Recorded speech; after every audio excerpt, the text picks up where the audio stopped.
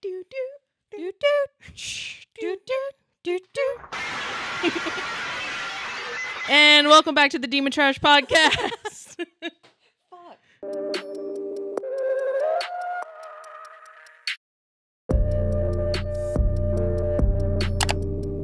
Hey, trashlings! Welcome back to the Demon Trash Podcast. It's your boy Carol, aka Papa Trash, and me, Avery, aka Baby Demon. We're keeping that one. It's fine. I'm sick of you. Me pointing at me. I'm sick of you. I'm sick of you. Anyway, hey guys. Welcome back to another episode. It's been a little bit of, we took a little bit of break, not because we really wanted to, just because we've been so busy with the YouTube channel. Yeah. Adding anything on top of it would have just been like beyond burnout, like implosion. Yeah, and the reason why is because we took on a really huge project, which you guys have over there on the YouTube channel have supported a lot, which was the Unhinged Twilight binge, where we literally recorded for like 13 hours. We sat down on this couch in this room that is quite warm and watched all the Twilight movies. Yeah. And then we put out a 2-hour edited down version of that is just pure insanity and was a lot of fun to make, but it was incredibly stressful too. I was like, that was one of the most fun and hardest things I've had to do. I know. I am very proud of it though. Yeah, I am really proud of it. I was like, honestly, like I felt like that was like the biggest thing that we've ever taken on. And I feel like we really pushed ourselves, but like in a good way. Like in a way that I'm like, this is hell, but I would do it again 100%. Yeah.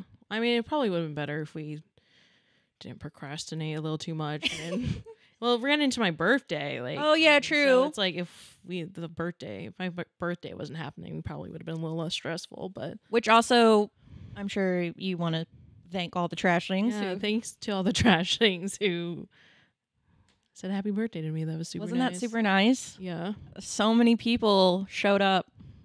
I felt so, because I wanted to say something on Discord, but we were also like in this tight editing deadline where I was like, I can't, no distraction. Yeah. So I was like, and now I'm like, now it's just too late to say it. But thank you. If you listen to the podcast, thank you. Yeah, yeah. Wish me happy birthday. Appreciate it. It's nice. We also had a good time for your birthday. This old gal went out. Grandmother went out. The agoraphobic one went out to prove to herself that she's not agoraphobic. I was surprised you came out, to be honest. I really didn't think you were going to come. Oh, I stressed about it for 2 weeks beforehand, but I was like, I'm going. I was genuinely shocked. No, I told myself, I literally like had a conversation with myself. I was literally like, you have to go. Because at this point, it's not only just Avery's birthday, whatever, but you need to do this for you.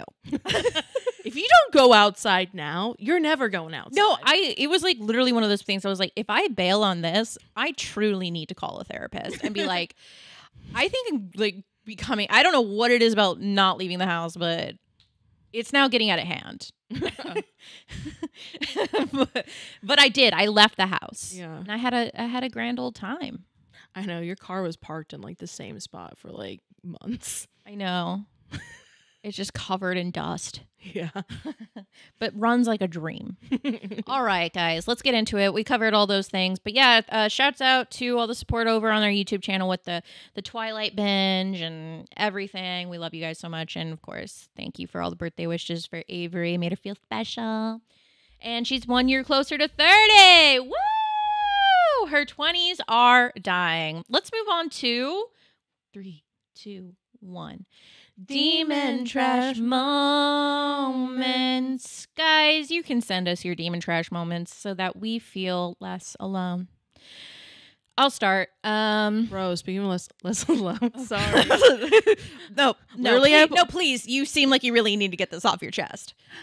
Well, I just thought it was funny. So it's like, I did a tarot card reading last night because I kept getting these fucking angel numbers. So whenever I see a bunch of fucking numbers, consequently, like 420 and 69. Yeah. I kept seeing those around, and I was like, I think I need to, the angels are telling me I need to do a spread. Okay. Anyways. Angels. So I did this like career one, and then it was like, what's your purpose? Like the card that represented like your purpose was the Hermit.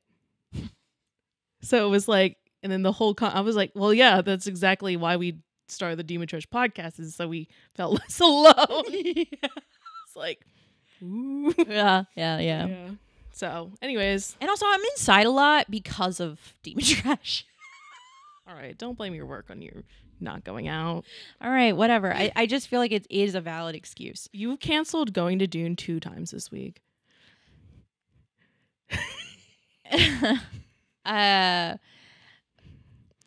Because trust me, I get it, dude. Every time I go out, I'm like, oh, I'm fucking tired. Do I really want to go out? Like a Demon Trash moment. Do I really want to go out? But then I would just like, you know what? I'm gonna go out. Yeah. I just tell myself, and I usually have a great time. Yeah. I'm happy I did. So that's Okay. not all the time. You know, sometimes it's like I am genuinely tired, and I should just take a break. No, but, yeah. You know. No, I feel like I needed that this week. Like I feel like I was like, I really need to like come back from the lack of sleep I had during the whole Twilight binge editing process. Mm-hmm.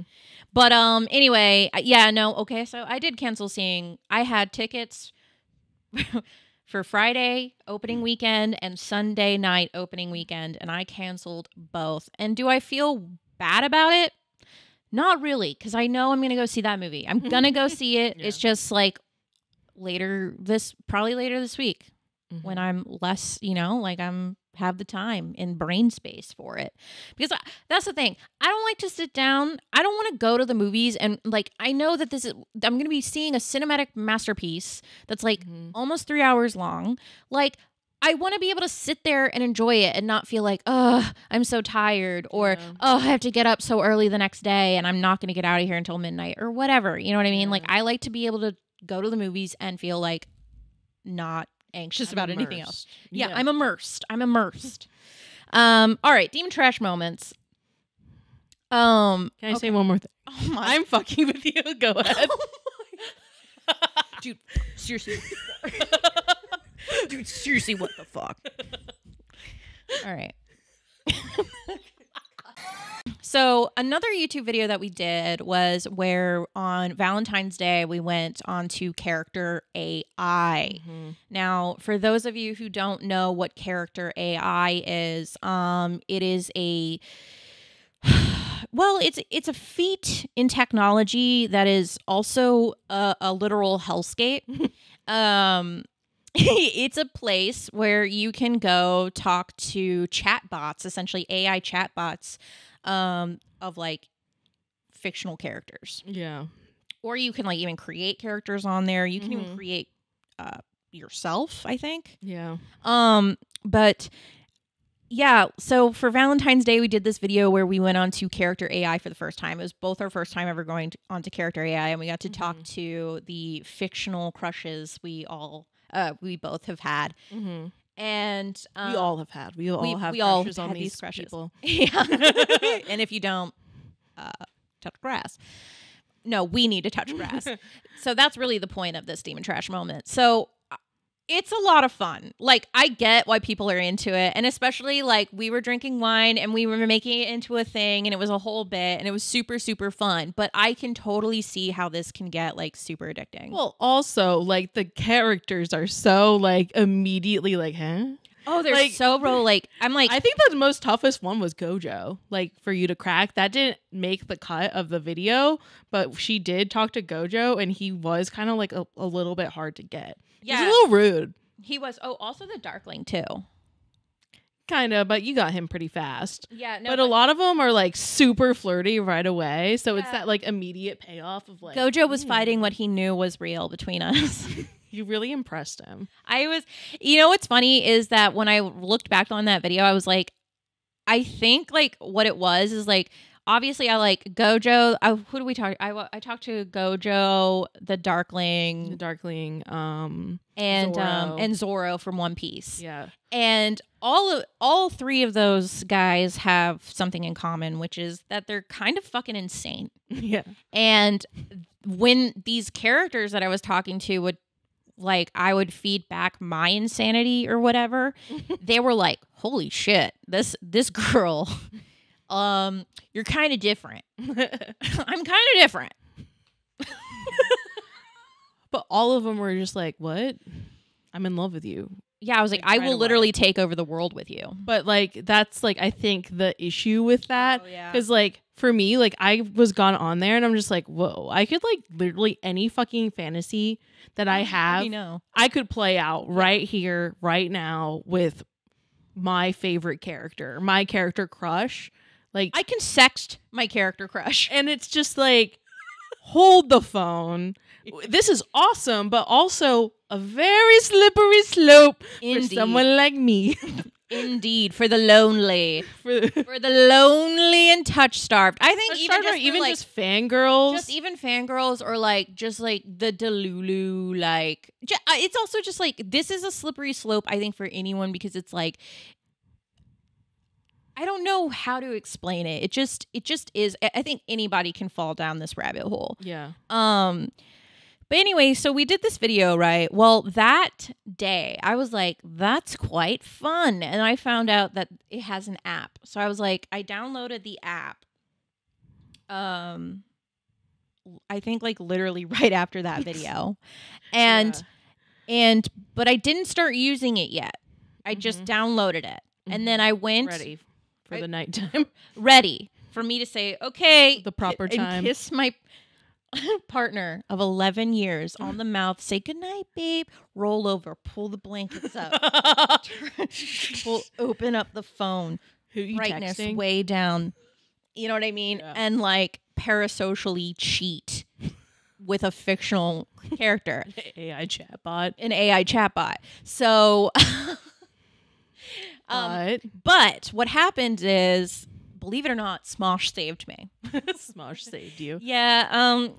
We like to watch Smosh over here in this household. This is a Smosh house.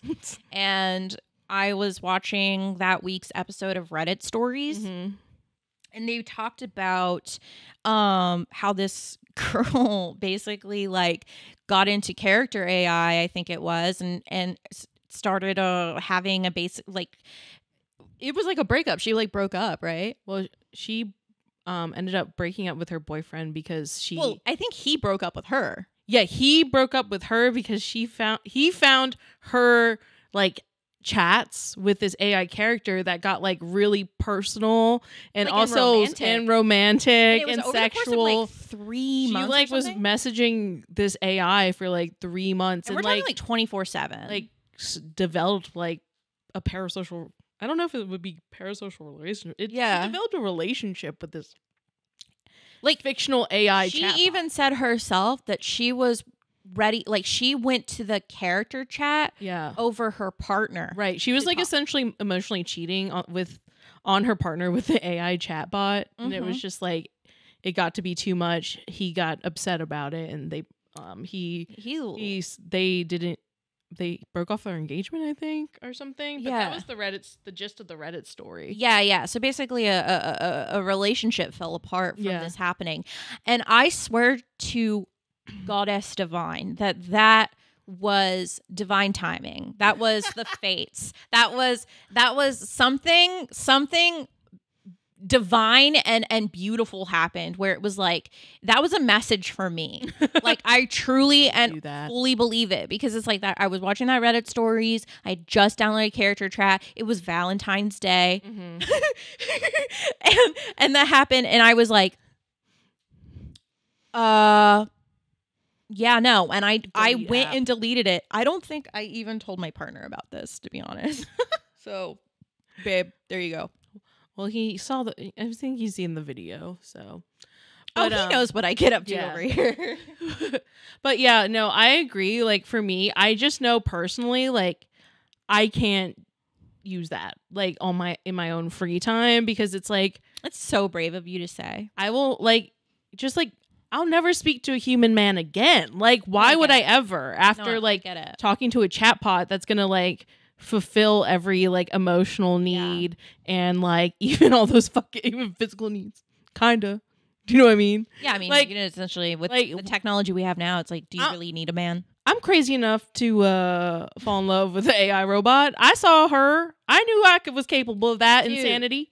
Dude, get this. And I'm like, I can't use AI. We're gonna reach a day where you can buy a sex bot, like a sex and just bot like download and then download your character chat AI. Oh my God. And like into that sex, and then that robot man is now the character that you've been talking to, and like shit's crazy.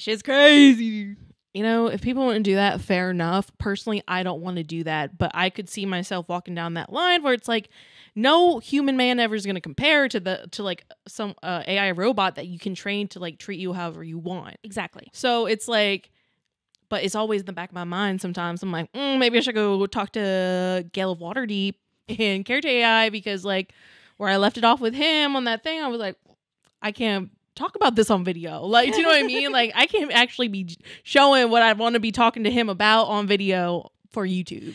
Yeah. You know? Yeah. Proud of you though. So you haven't downloaded it? No, I never downloaded it. I just knew after I was the weaker one, but I prevailed. You walked away before like you even opened the app though. So it's like, is that a win?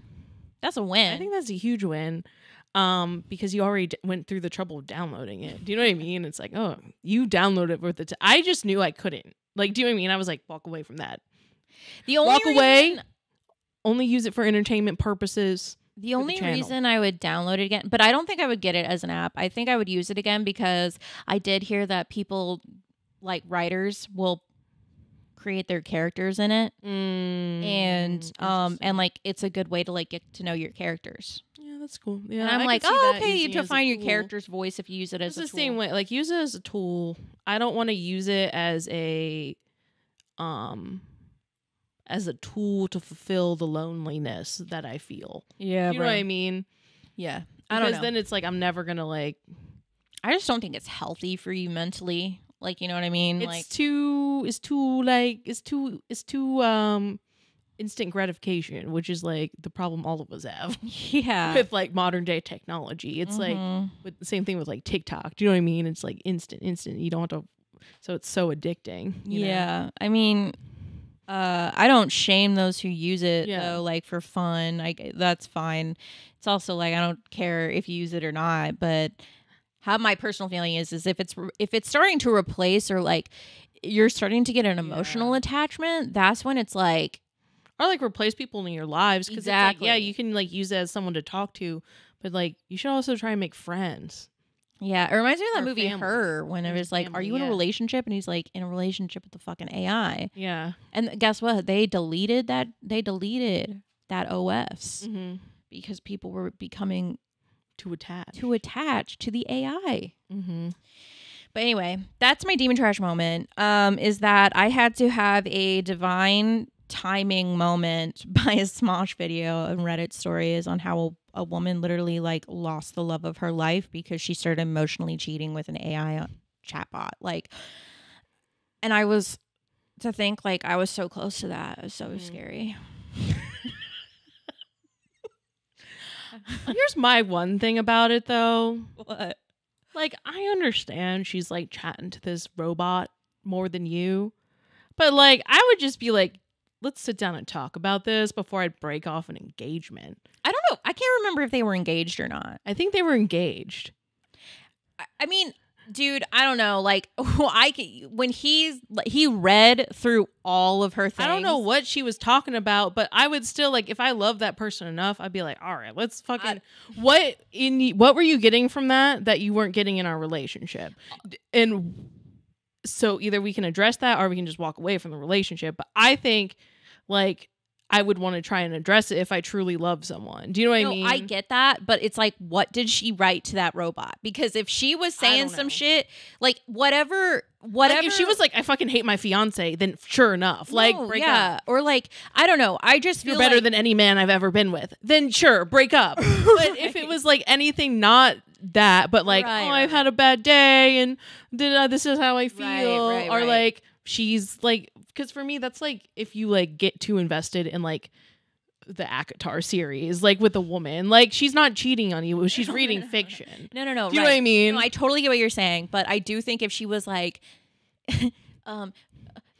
you're like, she's sexting with fucking whoever, and she's like, you're so much better at this than Charlie. Yeah, like if that was like that, bitch, yeah. Like I swear like to if God, it was like that for sure. Like no, bitch. Like what the fuck? No one makes me feel this way. Yeah. If I was reading that, I'd be like, I have to go, babe. I have to go. Like, wow, I can't come back from this with you. We can only speculate. We don't know what she actually messaged. But here's my take from it then is whatever, if that was enough for him to break off the engagement, then whatever he read in those chats, that was enough. It was bad enough for him to break off that engagement. Fair enough. You know Fair enough. Everyone has their own boundaries. But I do hear what you're saying. It's like if she wasn't saying like out of pocket shit like that, and she's just like, I had a bad day, and he's like, sweet baby girl, you know what I mean? He's talking those sweet nothings. Yeah. Like, it's like clearly you're not bringing that to the table, and it's like, okay, sure. It's like, all right, I'll have to get over the fact that you went to a robot for this, but like, damn, you know, I can work on that, babe. I'll be your robot. I'll work on that. I'll be your AI robot that treats you with decency and takes interest in your day. You know what I mean? But yeah. Anyway, what's your demon trash moment? So my demon trash moment is, I can't see it. Just kidding. Oh, dude. My demon trash moment, I was just feeling a little bad about myself because like, I've been trying to get through this Brandon Sanderson book. I brought props to set. For audio listeners who are not watching our video, she's holding up the big old book, The Way of Kings by Describe Brandon it. Sanderson. I'll do some. Oh, it's quite the tome. It's a paperback, but it's like the perfect floppy book. How many pages would you say? How many pages is that? It's hold on, I gotta get through the past the glossary. It's 1,001 pages. Right. So it's a tome. It's a fantasy book. I mean, if you look at the cover, it's one of those fantasy books that when you look at it, like when you see it in the store, it's like got a. Let me see the cover. Sorry, I'm just. Let me see the cover. It's like a warrior with a sword on a cliff. Like, and there's a sunset, and he's holding out his sword. You know, it's like one of those fantasy books. Epic fantasy, giant. When you see it in the store, and you go, "Okay, this is like some Game of Thrones shit." It does have an old man cover, in my opinion. I love those, though. You love those? I love those. It's kind of like this style of fantasy cover is like what to me is like kind of like that campiness of old school chick lit or like romance novels. Okay. Like I'm glad we don't have that shit anymore with romance novels or chick lit, but I do still think that the shit is epic as fuck for fantasy books. Yeah. Anyway, continue. Anyway, so I've been reading this book for like months now, like trying to get through it. And I'm only on like page 455. Right. It was starting to feel like really bad because like I was reading this. I have to have like a regimen. Like I literally have to be like, okay, I'm going to sit down and read this book. Yeah. Right. And not because it's not good. It is great, but it's very dense in a lot of world building versus like, say, for example, I pick up this audio listeners, light reading. Audio listeners, this is Bride by Ali Hazelwood. Thanks for describing everything. It's a paperback novel, and I believe it's 396 pages. Hold on, I got to get through the. How do you know it's 396 pages? I don't know. I think because of Goodreads, Oh, maybe you read it. I don't know, but I've just memorized them all. I don't know. We both actually read this. Yeah. So I bought this the day it came out. I was feeling bad because it's like, oh, I'm like, I have to like really like be dedicated and focused to get through like Brandon Sanderson, The Way of Kings. Versus like I pick up Bride, I read this shit in like a night, 2 days. Like yeah. Well, I've messed up because like I read it until it gets to a certain point.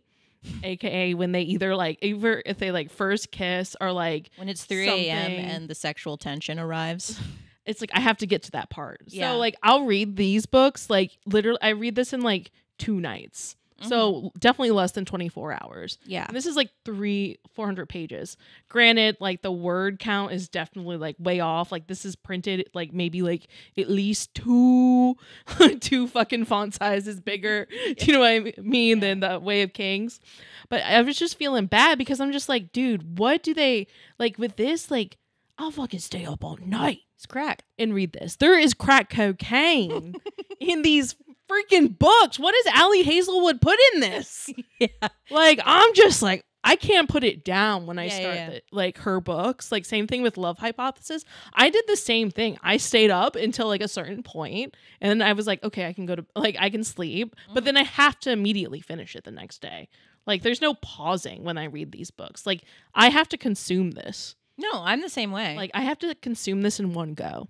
Yeah. Like, no. Go hard. I have to binge this. Yeah. Like these kinds of books I have to binge. And I was just like felt like really like bad because I'm like, why with this I'm just like go.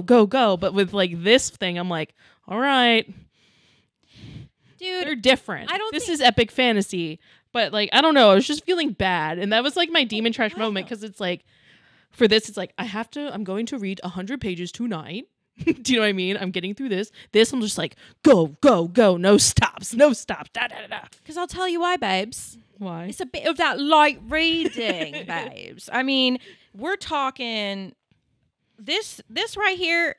This, you're right. It's got crack in it. This is like, it's not that it's not good. It's just like, you've got to absorb it. It's like. This I have to study. This is like, I don't have to, I'm like, oh, fucking, yay. They're fucking, there's love. They're kissing. You know what I mean? Like, what are you talking about? Like, this is so easy to read. Like, and that's the point of it, which is another thing. It's like that doesn't make it bad. It's still very good. It's just a different level. It's just a different level. It's that light reading. That light reading. So I guess my demon trash moment would be my demon trash moment is just like staying up all night to read this shit. Yeah. And not shit. I mean shit in the best way. Like that's good shit. Some good shit. Yeah. And this is good shit too. It's good like, shit, but it's different. See, this is why it's demon trash, is because you can binge this, right? One go. Gobbling that shit up, right? This is mini courses. Yeah. This is to be savored. This is enjoyed. Parts. But like real big parts. Yeah, I'm like, you take this is to be savored and enjoyed and to, go. I mean, look at this shit. If your video, why aren't you watching our video? I mean, look at that. There's like fucking over the chapters, like 300. It has like words from a previous existing text from the fantasy world on the chapter, like Dune. Do you know what I mean? Yeah. I don't know. It's great, but this light reading, dude. People might be like, well, maybe you just don't like the book. That's not the case, dude. I do like this book. You're 455 pages in. I would say you're almost halfway. Yeah. But it's just not this light reading. Yeah. Exactly. Exactly. And there's nothing wrong with that. I mean, also, it's like I have to read this because if like a normal person, I have to read this Brandon Sanderson book because if a normal person asks me, like, if I'm like, oh yeah, I love reading, like, I'm not going to say this. I'm not going to say Bride. Depending on who I'm talking to. Yeah. But to a normal group of people, I have to be like, yeah, Brandon Sanderson. I love reading fantasy Brandon Sanderson. You need to just tell these people to fuck right off. I've been reading Minotaur Milking Farms.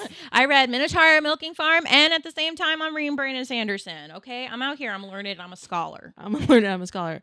To the girlies, I'll tell them that I'm reading Bride. But to like, I don't know who else I'm really talking to. No one really else. So like, I'm like, who the fuck are you talking to that you can't say? Like if I ever like during Thanksgiving, like, do you know what I mean? I tell my mom, like, yeah, Mom, I just read a book about this wolf and his cock goes around. I'm not going to talk about that to my male cousin. They call it knots.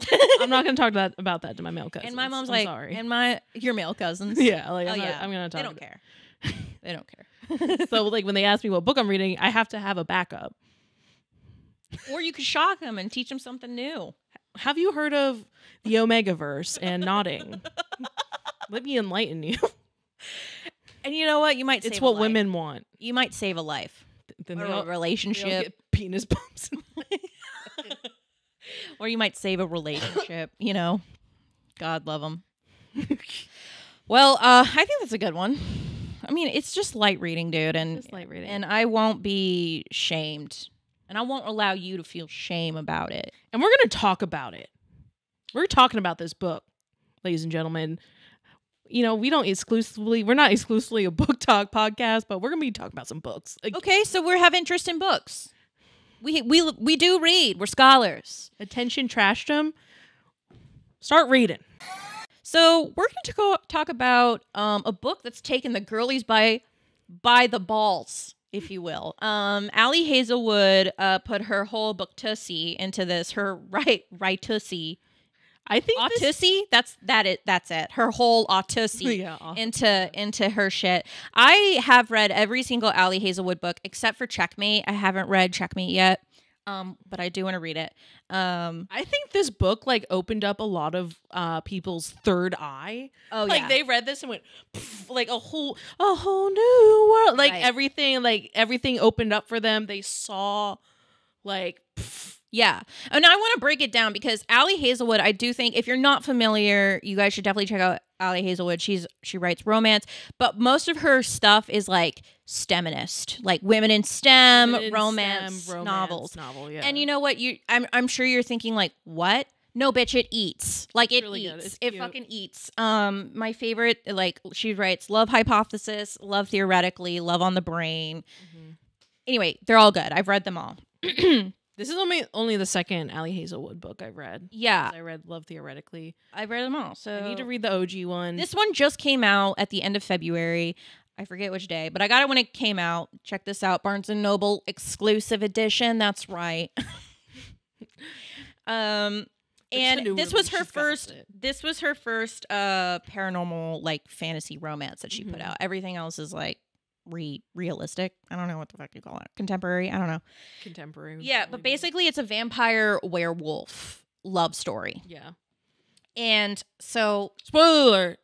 If you I mean, it's on the fucking back of the book. I know, but we're like going to be probably talking about spoilers. So if you like don't want the book ruined for you. Yeah. I don't think we're going to go we're not going to go too in detail in the plot, but there's just a few things we do have to touch base about. Yeah, I'll just read the top. A vampire bride and an alpha werewolf form a dangerous alliance in this enthralling new paranormal romance. Any hoozle. So it's Ali Hazelwood. She does this thing. Now, and I think, so all these girlies were going into an Ali Hazelwood book thinking, okay, it's going to be, like, it's Ali Hazelwood. But like paranormal romance, it's not going to be that weird. They're just vampires and werewolves. Werewolf. Light stuff. No, babe, because she's a fan fiction bitch. Yeah. She comes from the trenches with the rest of us. 3, 1, pat. She's from our team, okay? And she writes some crazy stuff. Now, here's the thing. I have read fan fiction for a long, long time, but and we've said this on the podcast before. We're vampire girlies. I have never been a werewolf girly, so my experience with Omegaverse stuff is extremely limited. Yeah, so I think what really shocked everyone that this vampire like werewolf romance was actually like heavily influenced by the Omegaverse, which neither of us, I don't have a lot of experience with. Now, if you don't know what the Omegaverse I have, like, is, 0 experiences. Omegaverse, I don't really know like the full fucking definition, but here you go. Don't take my word for it. Just Google it or don't. If you're on the family computer, don't Google it. Pull up a private browser. I'm gonna need you to pull that bitch up on incognito. Incognito at night, alone, door locked. Then pull up Omegaverse. Omegaverse is basically like it's basically like wolf hierarchy type shit. Think alpha, beta, omega keywords. Things like nodding, like anatomy, anatomy that's like specific to wolves, like where when they put their dicks, like wolves, they're. Wolves. It functions like a wolf's penis. Okay. What I learned. This is educational material. We're gonna work that. We had to get to that. We had to build it up. Right, also, I think with Omegaverse, like it has a lot to do with like I think it started with like Dean and Cassian fucking fan fiction, like from the supernatural universe. Yes, Omegaverse. Because it was also like a way to like like men can have babies, like stuff and that kind of thing. Like I don't know. It's all kinds of fan fiction. Yeah, it's insane. I don't know. I didn't read a lot of it. It's also, I would say, it borders on furry territory as well. It's like slightly. I don't know, because it's like, then you would say like all werewolf stuff is like furry, but No, then, but a lot of Omegaverse stuff is. like they're animals. Oh, yeah. So, I mean, I believe it. I don't know. It's the internet. It's a wild. lot of nodding. Yeah. So this is the thing. Nodding. It's a new term. For a lot of girls. For a lot of girls. Been around a while, though. Me included. Mhm. Me included. And so, and Papa Trash, right? Did you know what nodding was? No, I had heard of it. I didn't know it was going to be in this. Yeah, we didn't know. None of us knew. We didn't know. But I had heard of it, but I didn't know what that meant. Yeah. I had heard my friends say it in jest, like whenever we would talk about like fan fiction. I don't think I actually like understood what it was, but I had heard it before. Yeah. You've heard the term before, but you didn't know. I didn't know necessarily what it was. Yeah. So nodding, this is the thing that's got all the girlies like shook. And it was in this freaking book. And like now I feel like everyone is like flocking to like Omegaverse fics and like Omegaverse like books. Yeah. And I just think it's really funny. Yeah. No, you know what I think is like, here's the thing. And awesome. No, I think it's fucking sick because I love that Ali Hazelwood, a person who is like, you know, I would say one of the girlies right now leading in contemporary lit, in contemporary romance. Yeah. Contemporary lit. That Literature. too, bitch. That's literature, mate. This is literature. This is literature. Contemporary romantic literature. But yeah, no, Ali Hazelwood, she's a very popular, best-selling girl, okay? And I just love that she came out here and said, I'm bringing fan fiction with me. I started from the bottom, now we here. Yeah. And I'm going to put Nodding on the New York Times bestseller, bitch. And you know what? I just think that is incredible. I think it's amazing. I think it's incredible. I think it's amazing. And I love it. I also just think, you know, lifting the veil, because I think a lot of, you know, especially like when we talk about book talk girlies and, you know, sort of like this new wave of readers, I guess. I know there's a lot of controversy about there's so much controversy about people reading nowadays, but anyway, in this new wave of readers who is, you know, mostly women reading romance novels and things like that and fantasy, I do think that it is it's introduced these girls who probably never picked up books before and took an interest, now bringing them over here to the fan fiction side, like, you know, and the consensus that I've heard is that I think my review is how everybody else feels, because I basically was like, this shit was educational. I learned some things. I learned a lot more about Omegaverse. I learned about nodding. I learned about wolf anatomy. You know, I learned the boundaries of where I'm willing to take things and how far I'm willing to go. Because the thing is I've already dabbled in monster romance. I have read way crazier shit than this. Yeah. So to me, this was that light reading.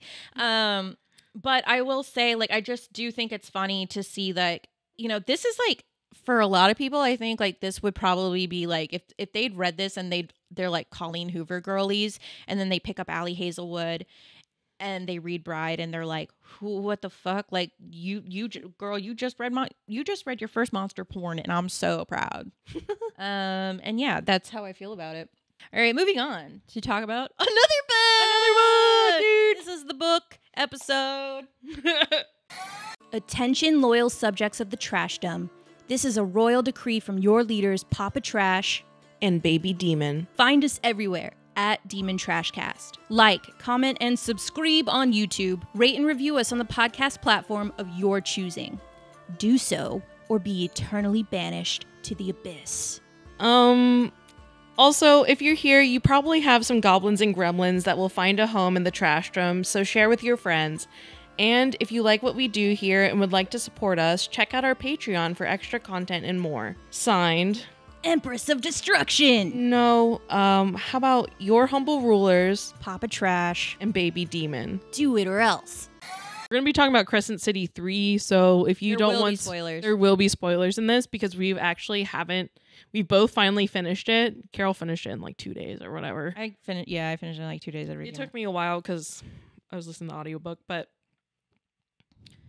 we're talking about Crescent City 3 and we haven't had a chance to discuss it. So there will be spoilers, so skip ahead to another chapter if you don't want Crescent City 3 spoilers. Yeah. No, this is crazy. We have not had any time because we've been like editing and so busy with other like Demon Trash business stuff that we haven't been able to like discuss it at all.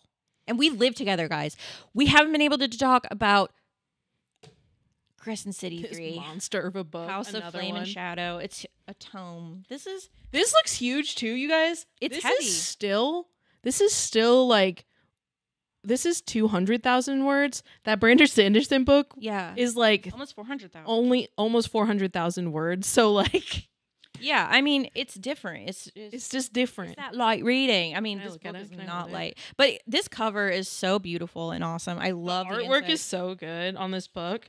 But I'm going to just throw out my review. I wish it lived up to, I feel like, the hype that I was feeling for it. And I feel like it was good, but it wasn't great. Yeah. Do you know what I mean? It was good, but it wasn't great. But how did you feel about it? So for me, I think when it comes to like, I gobbled it up in 2 days because I'm a Sarah J. Maas whore. So I get excited for anything she puts out. I'm a slut for Sarah J. Maas. And I think like, I was just hyped for this to be out. And, taking some time, it's been a month now since this came out. It's been like almost, a month and some change since this came out. And now I can say, it was all right. I think here's my honest review of it is that the book finally filled in a lot of gaps in terms of like all of the lore and how this connects to the entire universe of, Throne of Glass, ACOTAR. And Crescent City. In terms of a story with Bryce and Hunt, the main characters, and then all those characters involved, I felt like it wasn't a cohesive story, and that it didn't feel like, it felt like, okay, this is the end of Bryce and Hunt's story, but it's not the end of these other characters who I honestly don't really give a shit about. I'm going to reiterate what you said. The thing that I think this book was great for was filling in a lot of like lore and just like interesting things about Sarah J. Maas's world. It stitched together her world building. Yeah. Across her multiple series, which I think was its like strongest point. Mm-hmm. I think another thing about this book, it was a lot spicier than all the other ones in this series. Like there was way more like spice scenes. Dude, there were so many spice scenes in this book that it was giving me like in the second half. Yeah, in the second half, but like way more than I thought I was like expecting. Really? Yeah. And like almost like way more than I wanted when it comes to this series in particular. Because I think people like complained a lot that there wasn't a lot of spice in this, like in the Crescent City, like Crescent City books. And like I agree there's not a lot, but I think it's like better that way. Yeah, no. Because like for this isn't, to me, these books weren't really like, they're not ACOTAR. They're not like for that. They're not, this isn't a purely romance series versus like ACOTAR, I think, is romance fantasy. This is fantasy with romance. I think ACOTAR started as purely romance and now it's becoming more fantasy. Yeah. There's a lot more with this. Involved. Yeah. Like with this coming into play with it. Yeah. What other stuff did I like about this? I think it was mostly just the lore and the exploring of the worlds. Like everything else, like almost fell a little short with me. I think story-wise, I think the story was better than the second one. Yeah, definitely. But not as good as the first one. But I want to rank them at the end. Okay. But so what were things that you didn't like? Well, I'll say the things that I did. Oh yeah, what did you have other I stuff did you like liked? the lore. I thought the lore was cool. However, I do also think that is part of its weakness. I'll go more into that. And then I did think it was a better story. I did feel like more connected to a lot of the characters in this one. Some of them I still don't give a fuck about. And Lydia. I like Lydia? I love Lydia, and yeah, I think she was like honestly one of the saving graces of this book. Things I don't like. Now, I like all the lore, but here's the thing. I don't like that the entirety of the book was essentially like an exposition lore dump because Sarah J. Maas finally figured out her world building on how to connect all of this. And now she's like, yeah, so basically all of this shit, like, this is how it works. And it's like, okay, fine. And I get that there probably was no other way to, I don't know. Like, I don't know how she does it. I mean, it's insane, the connections and all of this stuff. And I did love learning that. Now I'm like, okay, now I know how this works and I know what's involved. But at the same time, I don't like just like a giant lore dump of a story. And also, you know, this book, I think, takes place over the course of a week. It's really fast. It's really fast. Another thing is there was a lot of this that of the story that I honestly did not give a fuck about, and also some of it was really just sort of annoying. Like I feel like the exterior characters, the B story characters are like Therian, Ethan, you know. I mean, I like Rune. I feel like Rune is a central character though. Like I don't feel like he's as super exterior. And then I loved Lydia. Yeah. I felt like all the like supporting characters around them were like really weak, and it was like frustrating how much time we spent on them, especially Ethan. Oh my god! Like, and that's the drove thing. Me fucking insane. Ethan is so annoying, and like the whole Sigrid situation. It's like I literally could not care because I did it's not like care. so. Like even in the story, they're like, dude, this is not important right now. No, for real. And even with like Therian, like you got me to like this book did get me to care about Therian slightly more, but not enough for me to want to like because they basically set up essentially that Bryson Hunter done, and then the exterior characters like Ethan and Therian and those characters, they're gonna like if there's gonna be more Crescent City books, it's gonna be their books. No, and I just personally don't give a shit. I don't care. And I wished I cared more about them in the last book than I did in this book. Do you know what I mean? Oh, I cared more about Therian in this book than I did in the last book.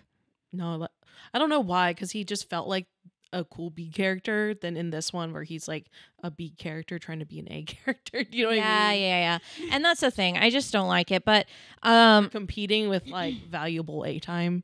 Yeah. Like in this A character time. In this, like all I wanted to do was just read Bryce's and Hunt's bits. Like every single time it was like or even just Rune and Lydia. Like I was fine with those. But like anytime it was like any other character, I was like, oh my god, I don't care.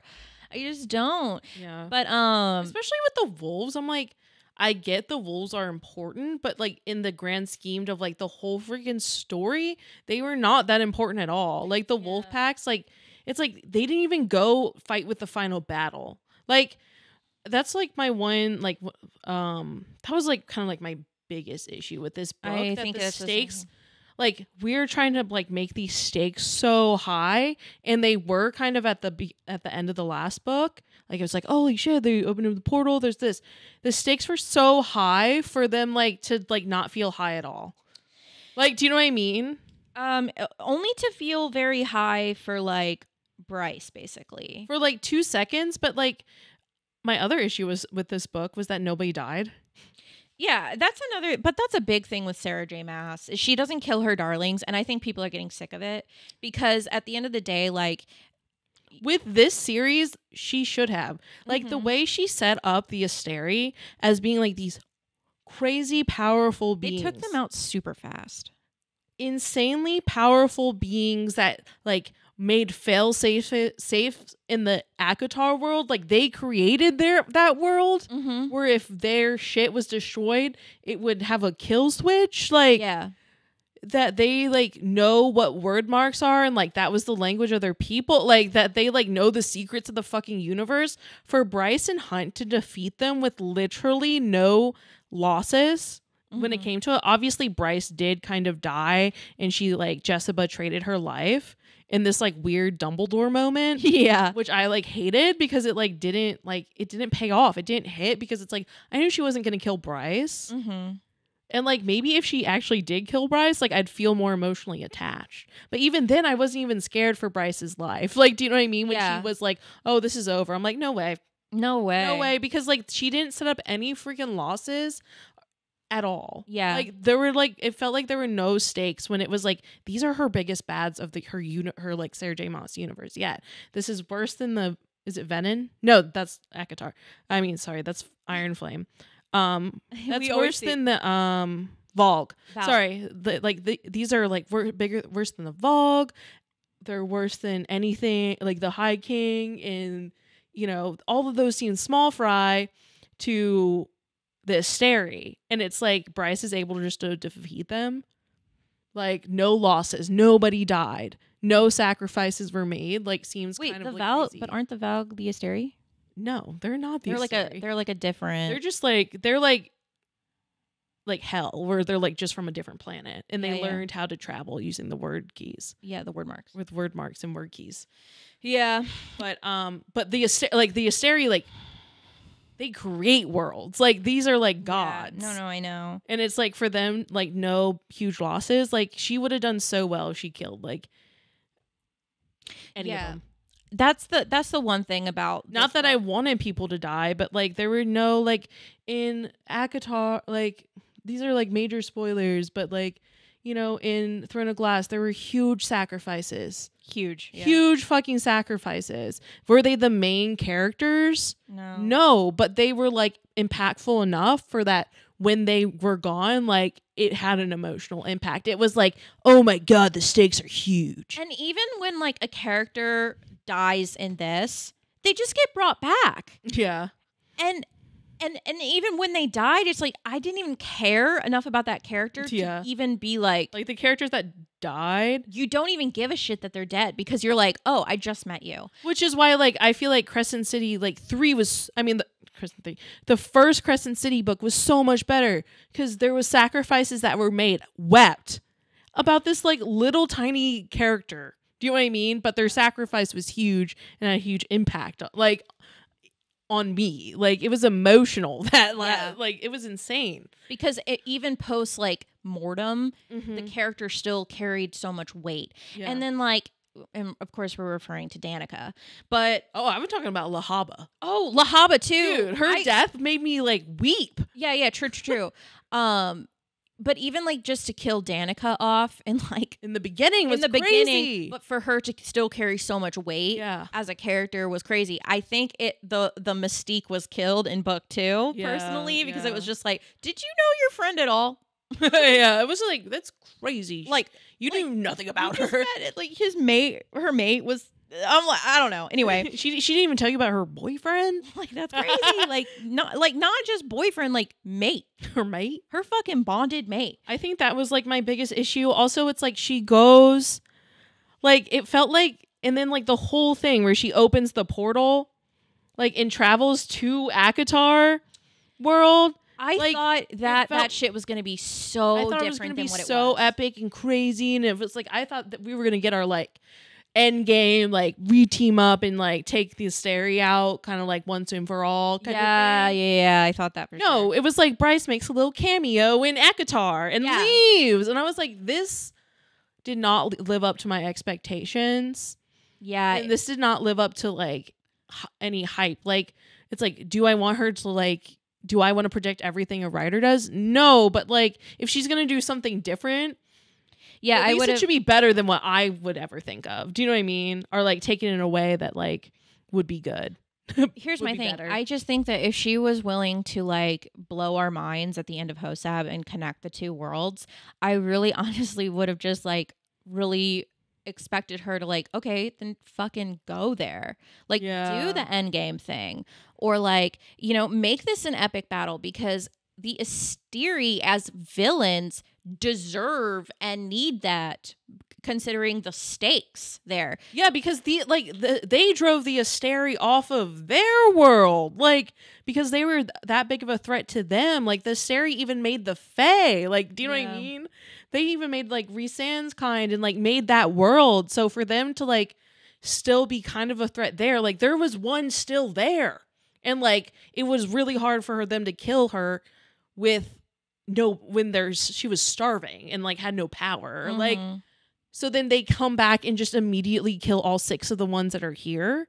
Yeah. Like that were on Midgard. Like that was like, what? Yeah, it was stupid. And like, oh, we're opening the gates to hell and hell's coming over. That's all. Like, do you know what I mean? All this like big epic stuff she was building up, like just fell so flat. Yeah. And this one, like, I think the only saving grace is that like, oh, we have a lot of cool lore about her universe, like about how things were like the stuff in like the quarters in like the like in the what is it the Underking, yeah, like the bone quarter, in the bone quarter, like hearing like, oh, that's not Erd, that's word, like that with word marks, y'all know nothing about that shit, you know, like it's like, oh, like this is like you can teach that. And it's just like I kind of think I think Lydia's line, I think they're from like Aylin's world.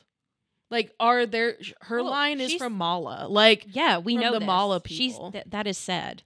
Is it? Yeah. She doesn't say that explicitly. She says her like. No, she says we come from a lot. When she says her son's name, Brandon, she says she's from a long line. Like that's from a line of Brandon. Like she says that in the book. Brandon? Yeah, and yeah, it's confirmed in here that she is an ancestor of Aylin's. Like she comes from the ancestors of Aylin that left Aylin's world. So that is confirmed in this 100%. And I was right because the rings that the Brannon family wore, the red ruby rings, which is what they found in Kingdom of Ash when they get Aylin and they go in those caves and then they like he gets a ring and he puts Rowan puts the ring on Aylin and it's like a ruby ring. It's because it's recovered from like that era of Fae that went over. So Brandon rings. Yeah. Anyway, it's a whole thing. But also I was pissed that Bryson Hunt didn't get the antidote for the final battle. I was like, this sucks. I know. This fucking sucks. What's the whole point? She's facing the Asteri, not even at full power. Like, what? There was just so much shit that just fell also super flat. Hypaxia making the antidote in literally like a day. Yeah. I was like, what is the timeline on this shit? Like, this makes no sense. Yeah. Like, I forgot how long it took her to find the antidote in like the first, like in the last book, but it's like, why is it so like this is like this they poisoned you guys that no one in the past 15,000 years couldn't figure out.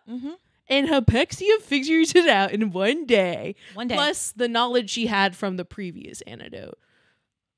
Really? Yeah. Like that's it? That's like fix like all these huge problems that she set up were fixed way too fast. Yeah, I just think everything's like kind of fell super flat. I think you're right. I think for me, like just to kind of like wrap it up is I think the saving grace here is that now with this book, she sort of like bridged all the like lore gaps. And here's what I will say, just like with her, like Bryce's quick stint in fucking Prithian, she's with Nesta and Azriel essentially the whole time, but mostly Nesta. There's a lot of interaction with Nesta. We don't have interaction with any other characters. And Cassian, that's it. Cassian super briefly. And Rhysand a little bit. slightly. Oh, and Amryn. But like Amryn, that's yeah. all at the beginning. I'm talking about like mostly Nesta. Mostly Nesta. Mostly Nesta. Then second by Azriel. Yeah. That's it. And then what I will say is that it actually added a lot more depth to the Prithian world, which is sort of this like giant enigma, because I feel like in a way, like a lot of the thing is like in ACOTAR, you find that a lot of it's like, this is old magic. It's like, that was like the one thing about ACOTAR. It's like, this is old magic. Yeah, like we don't know. Like, yeah, there's no. What is this old magic? Yeah, Night calls to like. It's like, what the fuck does that mean? It is kind of cool though, because it's like, oh shit, like the worm that fucking Feyre fought is from Midgard. Yeah, like that's cool as shit. Like, it adds so much more depth to that world, because now we know like what that's all about. We understand what the cauldron is. We understand what all this stuff is. And what it did do was make me miss the ACOTAR world so much, because the thing is Nesta. It made me miss Nesta. But like even like after I was done reading this, I was like, you know what? I kind of want to reread the ACOTAR books just so I can get back into that world with knowing like the knowledge I have now from this. Yeah, I to think go it'll back. Explain. I think it'll just like give so much context, because even like, you know, even some of the theories were kind of like in a way supported, like of like, you know, of Rhysand's ancestors, like, you know, Rune was definitely a descendant of that line, like is distantly related. I just think it adds like so much more context and so much more to that world that I'm like, oh, I want to go back and read that world, because that's the thing I think that ACOTAR always needed. The characters are awesome. We love the characters, but the world was a nothing burger.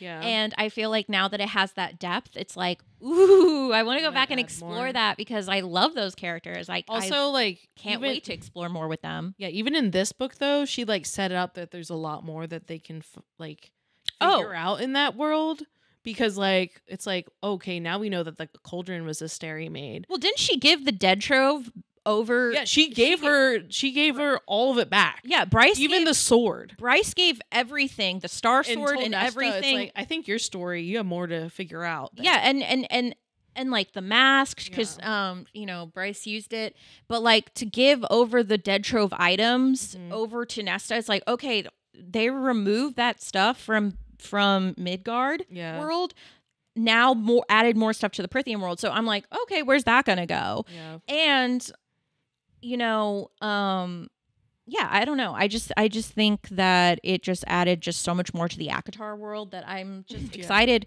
and I'm excited that the next book is going to be ACOTAR.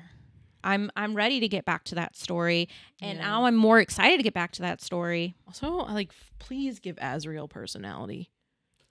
Dude, like, Azriel falls so short for me, like, lately, because it's just like, how long can someone be like so stoic and not talk? That's what I'm saying. Like, I like need some depth to this man, because like, yeah, Azriel was like Nesta. I'm like, come on, man, let's open up, dude. No, Azriel, I get why, but like it was almost like there was nothing to Azriel, and I get it. He was trying to be like stoic because like Bryce is like potentially an enemy and give nothing away, but like, Nesta was able to still be Nesta, and you know, I don't know.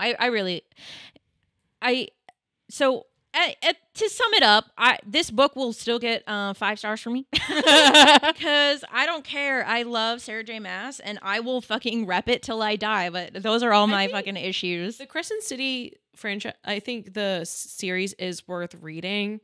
It's not the best one. It's probably now, because for a second I was like, I really love the first Crescent City book. I like it more than ACOTAR, but as a whole, like, I think this is weaker than ACOTAR. I still think Throne of Glass is her best series, then ACOTAR, then Crescent City. If you want me to, I'm going to rank the Crescent City books. The first one's the best one. I would say this one is the second best, and the second one is the worst. That's exactly my ranking. That's how I feel about it.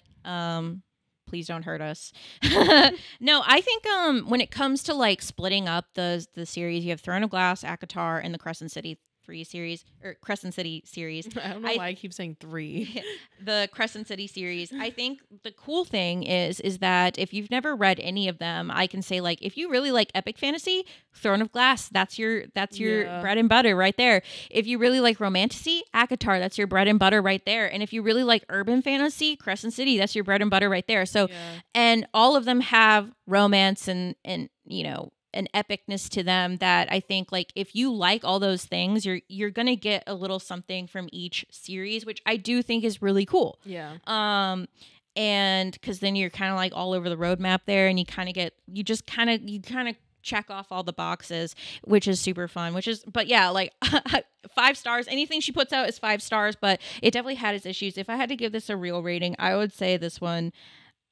I don't know. I tend to be really generous in my ratings, but I would say like this is probably a 3. I would say 3 out of 5. Maybe 3.5. Yeah. The first one for me is still 5 stars because I think the plot in that was really solid, where it was like it had a really good setup, which is like this murder mystery kind of thing, like trying to solve this murder case, which I think was why it had like it was strong. Do you know what I mean? Versus I think the rest of these, like, they fell flat in that aspect with the storytelling. But yeah, I would say that one is definitely like a maybe 3, maybe 3.5. Just because I'm not that critical. Like, if I can carry the vibe, oh my God. But like, did you feel like I was listening to this book on my like headphones, and like it's been a while since I've listened to a romance on like audio, and I was like listening, I'm just like, I was trying to turn my headphones down so low because there were so many sex scenes in this book, in my opinion, that I was like, damn, like girl, like I mean, there weren't like, it wasn't overabundance. It was like definitely in the last half, but when they were happening, I'm like, good God, isn't the end of the world soon? Like, aren't there a battle? Like, it's not any different than ACOTAR, but oh my God, I was like, I need to turn this down. Like, shit. No, I didn't feel that way at all. So worried. I think like I didn't feel that way at all, to be honest.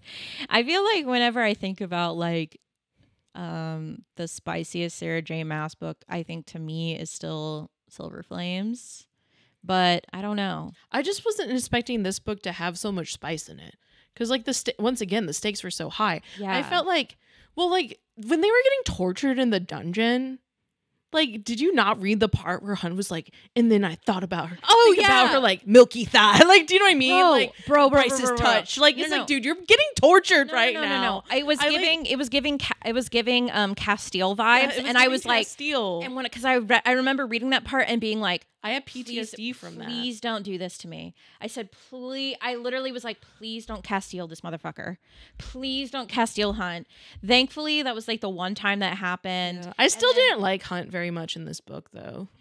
I think Hunt is probably one of like the lowest, I don't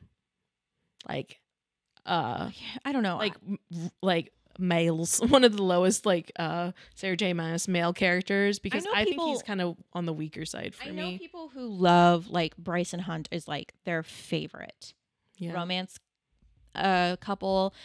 People love Hunt. I get it. Like, but I think Hunt is kind of like I don't know. I just feel like a lot of the time, like with Hunt, like even in parts throughout this where I feel like Bryce and Hunt have reached this point of like where there shouldn't be barriers between them. Like they should be able to like talk things out or communicate. I felt like they would still reach those like roadblocks, and I'm like, why is that here at this stage and y'all where you guys are at? Like, I don't understand how this can be like even potentially a minor conflict or issue. Like, I don't know, maybe I'm different, but yeah. Anyway, that's Crescent City 3. That's our thoughts. We finally were able to talk about it. I was kind of gathering that you didn't like it very much, but I do think it made me excited for ACOTAR. I didn't hate it. I just it's not the strongest one. Well, let me ask this. Book. If Crescent City, I believe Crescent City is continuing, but it's not going to be with Bryce and Hunt. Are you interested in continuing it? My question would be why? Like, what more story is there to tell? Like, Ethan's head of the wolf pack. I don't really care about Therian enough to read more about him. Like, are we just going to read more about like how they're trying to figure out how they're going to get electricity to work? Because it's like, if that's the plot, like, I don't really like, there's no more part of me felt story. like They defeated the big bad. What are we going to talk about now? Well, I think part of the story there is like sort of this like new generation of young rulers from different like Hypaxia. You know, I mean, I could see that as like novels and like stuff, but it's not like yeah, exactly. You can't go from having this like epic battle for your world and then to going into like politics. Yeah, like it's not gonna. This isn't gonna go from a high fantasy epic to like world building to like Game of Thrones politics. Like, do you know what I mean? The only thing is that they did leave it to where you know, Bryce can still open like those portals can still open. Those word gates can still open. Still, but like they never set up. Why would Bryce open up a portal? Exactly. Like where would she go, and why would she go there? Because like the whole reason why they had that was so they could go conquer other worlds. Bryce said she's not interested in that. And also just like the kill switch for their world didn't go off, so now it's like they got rid of their kill switch, returning to its glory. Like they got Pegasus at the end. Yeah, like what more really? Like if she wants to do some novellas, sure, I'd look around and read the novellas for sure. But I don't want to be like, this is Crescent City 4. Yeah. Like what more is there? Yeah, I personally I like the world, but I would revisit it with novellas. I don't really think you need to like put out a whole fucking tome for it. I just don't. But yeah, those are our thoughts. So anyway, the next thing is probably like the biggest thing in freaking romance fantasy news. Yeah, which is still about Sarah J. Maas. Sarah J. Maas news, dude. And if you're a book talk girly, you've seen this photo. Yeah. I know you have. If you're ACOTAR girly, you've seen it. I think if you're just like if you're a book reader and a movie enthusiast, you're stoked about this. And what we're talking about is this photo that appeared of Margot Robbie and Sarah J. Maas getting coffee at a coffee shop. Mm-hmm. But the important thing is that they are meeting, talking. Now, about what? We don't know. Now, we do not know. There's one been can a lot only of speculate. One can only speculate. Now, here's the thing. Perhaps Margot Robbie, she says she's a reader. She likes fantasy. She likes to read fantasy. She has said this. And has she picked up ACOTAR? I imagine so. It's fucking everywhere. And maybe she's like, I'm Margot Robbie, and I would like to meet Sarah J. Maas and get coffee with her because I'm a fan, and I'm rich and elite, and I can make that happen. That could be what's happening here, right? Or Margot Robbie, the billionaire producer of the Barbie movie, with Lucky Chat Productions, making things like Saltburn, Barbie, just being a fucking icon, was like, here's these books. Why is no one making shit? I'll be the bitch that makes the shit. And because here's the thing, I love Margot. Margot, I fucking love you, but she cannot play a fucking ACOTAR character. She's too old. There's no way she's playing a character. No, but I did say, and you agreed with me that she would eat as more. Oh, she could be more. 100%. She could eat as more. But there's a lot of young actresses out here that can fill these roles. 100%. I agree. But the role I need Margot Robbie to fulfill is producer. And because she is a movie producer, my hope, dude, is that she wants to bring Throne of Glass into a movie series. Mm-hmm. Because I know people love TV shows. TV series, yeah. I know we love series. But we need the next big epic fantasy franchise. And I get it. The Lord of the Rings nerds are not going to think it's going to be Throne of Glass. Whatever. You're wrong. You're fucking wrong. But these books could be that next franchise. I agree. Could be the next Hunger Games, Twilight, Harry Potter. Yeah. Do you know what I mean? Like these, and I know she could do a good job with it. Like she made fucking Barbie. Bro, she made Saltburn. Well, she produced it. I don't know. You know what I mean. You know what I mean. You can come out as a producer if you just buy the movie. So I don't know. She's involved. She's got involved. Her fucking fingers in the pot. I don't know how much involved she was in Saltburn. With Margot Robbie's fingers in the pot, I know it'll be involved good. in Barbie. I know it'll be good. If she's got a hand with the puppet strings, I know that puppet's gonna dance and it's gonna look good. So yeah, I don't know. I would love it to be made for the girls by the girls. That's what I'm saying. You know what I mean? Like, man should not be producing this. Yeah, and man can be on team. Here's the thing: man cannot produce solo. Because we talk about this all the time. Of like, why isn't this happening? It's like Reese Witherspoon started her production company and started doing her book club, and then they make movies from those books that go in her book club. Like, what's that movie? Like, Where the Crawdads Sing. Yeah, that one. It's like, are these movies super amazing and super great? No, but they've made her a billionaire. And she's making movies from books. But like, yeah, I don't know. I just think that I would love to see that, like, this lead to something. And I hope it's movies. I really hope we get some sort of because it's been confirmed that Hulu hasn't dropped, or not Hulu, but I guess it is Hulu, but the ACOTAR show is still in pre-production. It's still happening.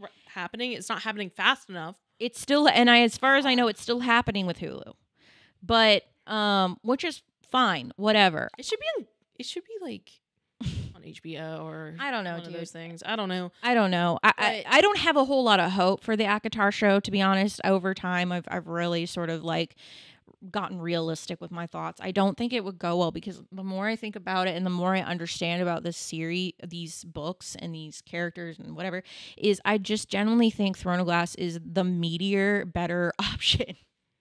I think Throne of Glass has so much substance to be made into a show, but I think mostly it should be made into a movie. Movies, because I just think they would have so much material to make into so many fucking movies. Like, do you know what I mean? Yeah. Like, how many books are there? Like, dude, we can make these into so many fucking movies, make so much money. It has a cult-like following. There are dedicated fans to this series. It's like written by one of the most popular authors in this day and age, and it's just like, please, I hope this photo is what I think it is. Please. Can we get all of our book talk girlies, readers?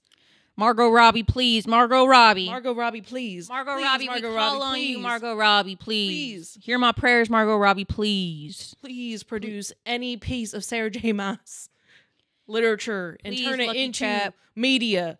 Please turn it into a movie, TV show, anything. Please, Lucky Chat. Please. Please, Lucky Chat Productions. Please. Margot Robbie, we call on you. The Sarah J. Maas angels are singing to you. Donald Trump, please, everybody, get in here. Everyone, please let these books be turned into movies. We need it. It will save me, the culture, everything. It will cure all of us. That's right. It would save the culture. It would save us. It will deliver us into what? Bliss. Pure, unadulterated bliss. Period. Bliss. Bliss me out. And I really hope that's what it is. I know it won't, if it is that, it won't be happening for years. I just need one piece of news. I think it would be I think Margot Robbie would do a great job with it. She does a great job with everything. She produced Barbie, one of the only female directed movies to reach $1 billion. I think if they did a freaking Throne of Glass movie, they would break that. We're begging for these movies. Why aren't they made? We're begging for these movies and TV shows. We're begging. I feel like please. The past 6 podcasts has been you doing this. Please. I talked about in our freaking Twilight video. Please. How come we can get this fucking Twilight, that fucking crazy ass book, and this Mormon made propaganda into movies? Yeah. I don't care if it was on indie shoestring budget. These actors were tortured, whatever. It was the worst time of their lives. I don't care, but it got made. It got made and it became iconic. It changed the culture. It's influenced an entire generation. Dude. Maybe for the worse. Maybe for the better. But god damn it, why it didn't take this long. Do you think Hunger Games has had the same impact as Twilight? I think, yes, not on me, but I think Hunger Games I don't think it was as big as Twilight. But I could be wrong. But I think Twilight had more of an impact. But I know Hunger Games had an Games impact. has an impact, and it does have like huge fans. So like I know Hunger Games. Hunger Games is also great. It's just like different. It's not romance. You know what I mean? Well, it's different. It's dystopian. It's like different story. It's a different story. Like Twilight is romance. It's like romance with what is this? Not fantasy. Romance with supernatural stuff. It's paranormal romance. It's paranormal romance, right? Hunger Games is like dystopian story with romance with no plot. No plot whatsoever. Well, no plot whatsoever. That's like reading, mate. Yeah. But it was like way too late. It was a phenomenon. Like, dude, nothing. Yeah. I like besides Harry Potter, obviously. I don't feel like anything like has come close to this, but I know Throne of Glass could fucking blow this out of the water, in my opinion. I think the most recent phenomenon we've had is probably like Marvel, but like Phase 1 Marvel. Yeah, Phase 1 Marvel. And then it just went way fucking downhill after Endgame, clearly. So like we're really like, it's like, what's the next franchise? Because I wouldn't even say like, I don't think, because it's like people like Dune. I wouldn't even say Dune I don't is think in there. Dune is there, dude. It's like, not. We haven't had like a fucking like epic fantasy thing like Lord of the Rings like in a while. No, you know what I mean, since Lord of the Rings. Well, I mean, and I think Dune the is trying to like you can get to that is like Game of Thrones, but even then, I still think that's different. Show. I'm talking about movie franchises. Dude. Yeah, I want films, brother. Yeah. I want to go to the cinema, dude. I want to sit down with the giant popcorn. Dude. Now, here's what I will say: the marketing team for those Dune 2 buckets. They were cooking, and they were cooking with grease, bitch. I don't care who you are. I don't care who you are. All of us wanted that bucket. Maybe for nefarious reasons, but also great collector's item. Good time to be like, when you can be on your shelf and when you're a grandparent, you can look at your grandkids and be like, this right here, I was there. I was there. I was there for the Dune popcorn bucket. Did you see the SNL skit with that? No, I haven't seen it. I need to catch up on SNL because I know Sydney Sweeney was on there. Just watch the damn clips. Don't watch the whole show. Okay. On YouTube. Y'all, we just finished Avatar: The Last Airbender live action adaptation on Netflix. Yeah, so by the time this comes out, we'll have part 1 up. Part 1 should be up, yeah. So you can go check that out on our channel and see us watch it. Yeah, Avatar: The Last Airbender, the live action on Netflix. We finished the whole show today, actually. And I don't know. I would say, like, for me, like, in terms of, like, adaptations, like, I don't know. Maybe my feelings will change on it in a few days. Sometimes I need longer to process. But right now, I genuinely think that it was a pretty solid adaptation, like, of book 1 down to 8 episodes. Like, my criticism of it is that I do wish it was longer. So, like, more episodes. I think that they should have done like 10 or 12 episodes, maybe 10. And just to add a little bit more fluff. So there could have been more character development, because I feel like a lot of characters and even the writing suffered from it because they had to shove so much into 8 episodes that there was a lot of, again, exposition dumping through dialogue, which is just like yucky. And then secondly, a lot of characters, I think, suffered from the lack of fluff where character development happens, like Katara. We missed a lot of Katara being literally the fucking pillar and backbone of Team Avatar. You know what I mean? Like, there were some cool moments with her, but I just felt like I just hope that in future seasons that if Katara doesn't get her Katusi up, I'm gonna have some fucking real violent urges towards Netflix. If they don't add back in the feminine, like if her feminine rage is not included exactly in like season 2, like I will be very upset. Like I'm giving them grace because it's like this is their first season. They gotta get the feet underneath of them. They gotta, like, you know, new characters, writing this whole like this. Condensing it down. I'm gonna give them a break, but if the next season, if she's not fixed, I'm gonna be mad. Yeah, I'm gonna give you grace up until we reach the Northern Water Tribe. After that, Katara was Katara-ing, okay? And I need to see it in season 2, or we're gonna have some fucking words. Yeah. But don't just make her like the goody two shoes of the group, because she never was. She never was the goody two shoes, and by God, she is not a Mary Sue. Yeah. And I will not see Katara turned into a Mary Sue. I just will not. I will not. I actually like am flexing with anger at the thought. Please no. Like my thoughts overall with like, with Avatar. Obviously, I was a huge fan of the animated series. When we finished the series, I felt pleased. I wasn't overjoyed, but I was like, that was pretty good. I'm pleased with that. I'm pleased with how they condensed it, the little changes they've made. Am I happy with everything? No. Did it blow my freaking socks off as an Avatar fan? No. Yeah. Because it's like nothing is ever going to be the OG show. And I think that is like going to be like all these freaking live action adaptations from like animes, like that's always going to be their downfall, because it's like when you have fans of this show, they're going to have really high expectations. But the one thing though is like, I don't think fans should just like expect the show, like what they've seen in animation, to be just copied over into a live action. Like, do you know what I mean? Like the fact that we even got like the secret tunnel guys and like Cabbage's joke like in there is like, I think a testament to that they were trying their best to like do these callbacks to the OG cartoon for the people who would know it. And I felt like, okay, cool, I can respect that. Like they didn't have to do that, but they did. And I thought that that's cool. I don't know. I hope that I don't think it was, I'm with you right there. Like, I don't think it was bad. I did enjoy it. And, but am I super overjoyed and was like, that's the best thing I've ever seen? No, but I don't think like I'm out here being like, cause I know a lot of discourse around this stuff is like, oh, why do we need it? You know what I mean? Like, did we need this? And it's like, no, do we need anything? Like, shut up. That's a dumb question. No, we don't fucking need it. But it doesn't mean that it's not valid. You know what I'm saying? And like, I think that they did a pretty good job. I think they did a pretty good job. I think it's like, oh, do we need it? No, we don't need it.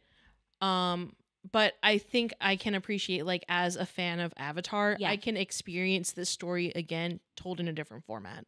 Yeah. You know what I mean? I actually thought that the changes that they made on how they were telling the story in the pacing, like, I get the pacing was insane. I am totally with that criticism for sure. But I do think that the changes that they made in the way that they told the story to fit the pacing was honestly, like, very well done. I have to say, like,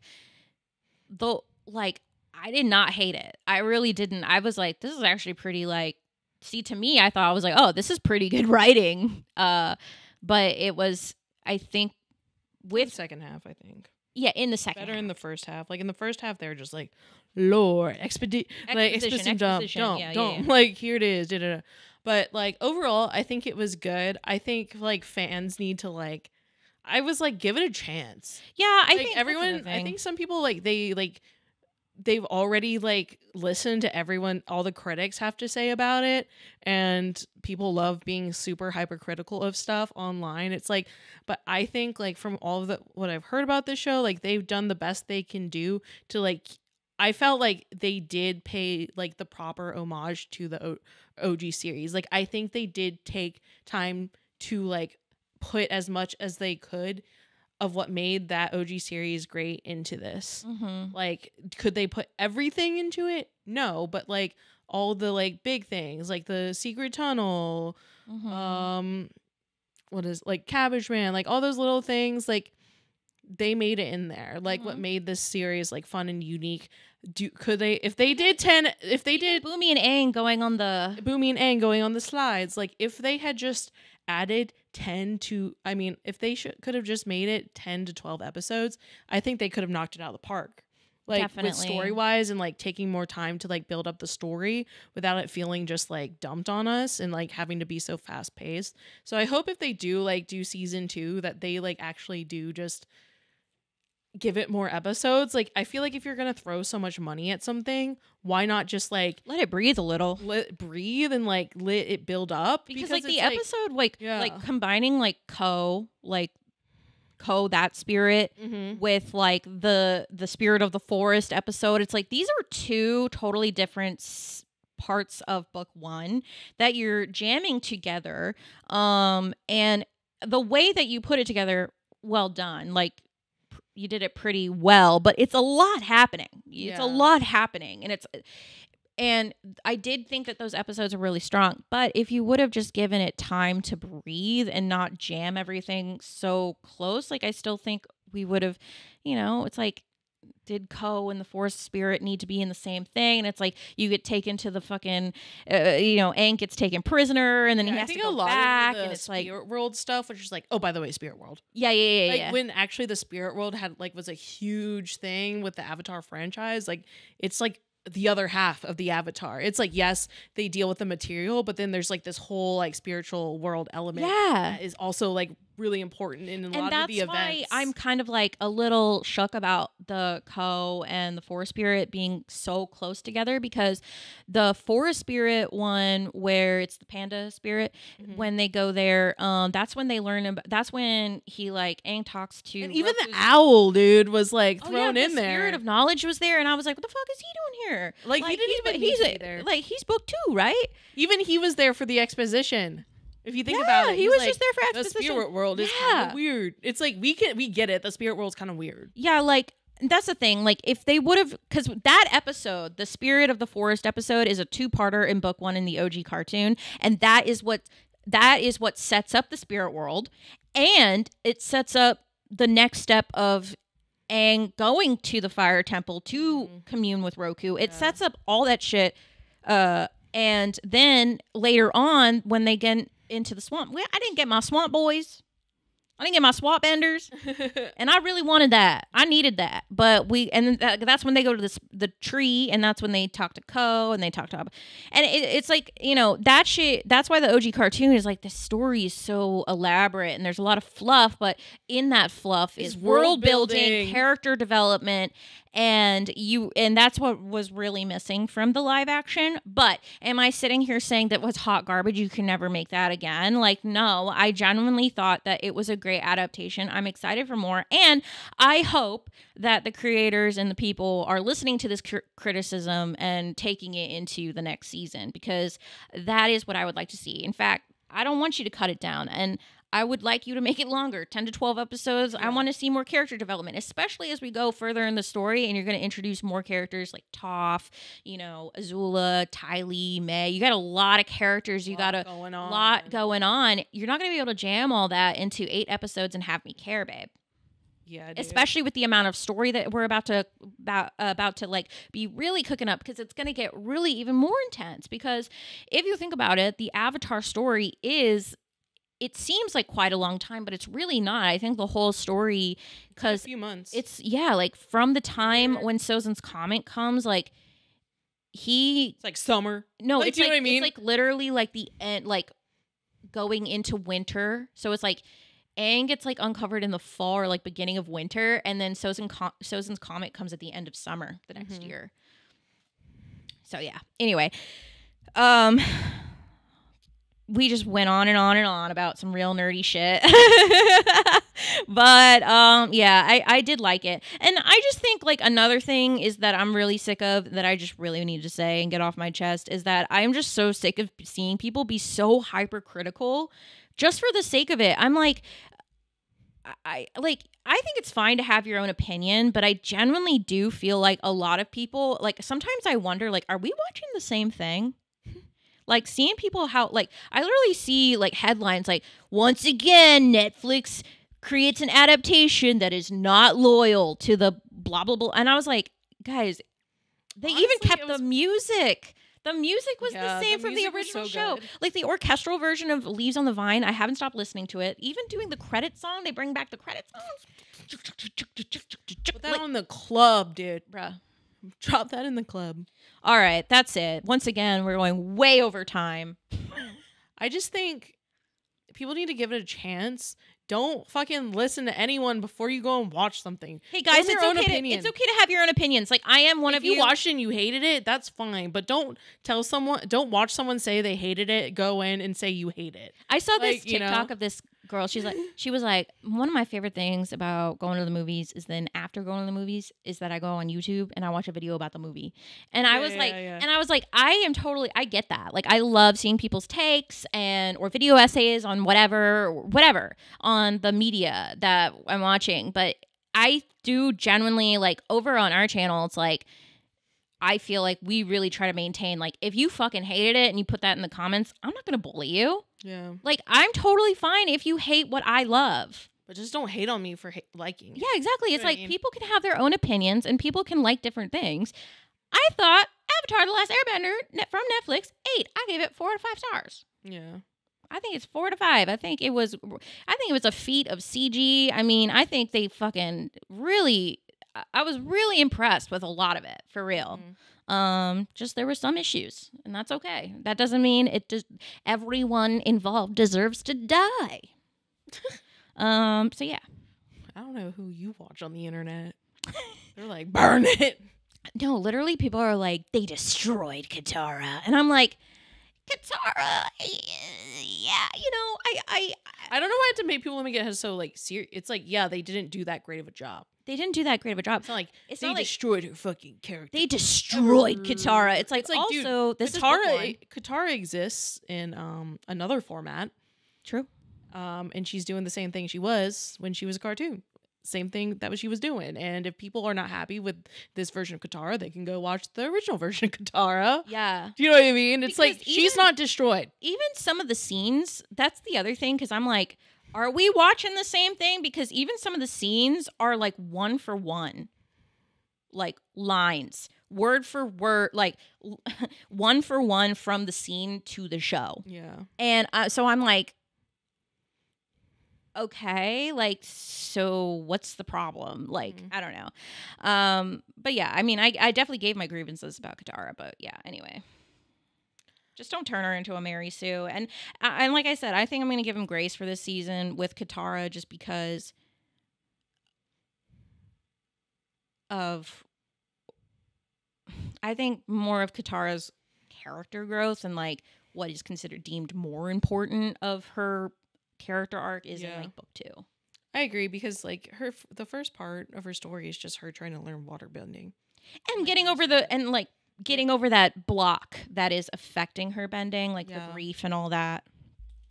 But that even carries into grief is not just a one part of the situation. Do you know what I mean? Like it's just not one thing. Yeah. And it stays with her.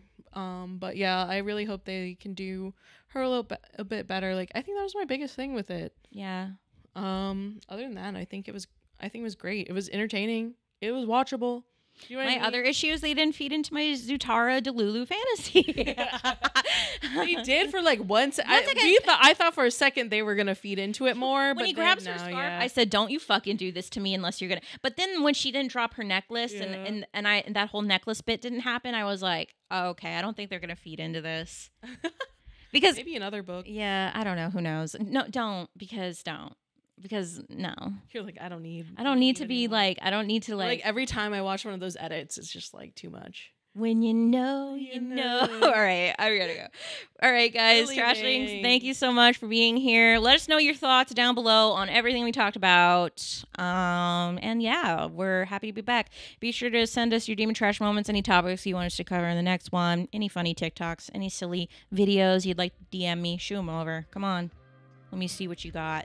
All right, guys. Bye. What do you only like boring TikTok? I like finance bro TikTok.